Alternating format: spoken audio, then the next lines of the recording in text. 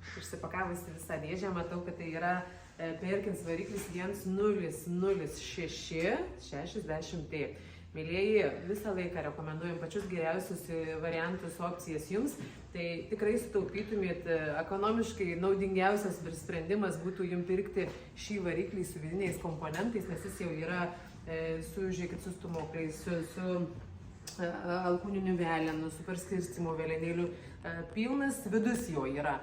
Tai labai gerai pirkti iš gamyklos jau surinktą variklį su vidiniais komponentais, jums tik tai beliktų prisidėti, aišku, ne šią variklio galvutę, bet jūsų turimą variklio galvutę apsidėti išorinius variklio komponentus reikiamus ir paleisti savo variklį. Tai pagalvokim kitą kartą ir apie tokius variantus ir žinokit, kad mes ne tik remontuojam traktorius, žemės ūkio, statybinės technikos, mes ir tiekiame detalės, variklių detalės ir atliekam variklių remontą.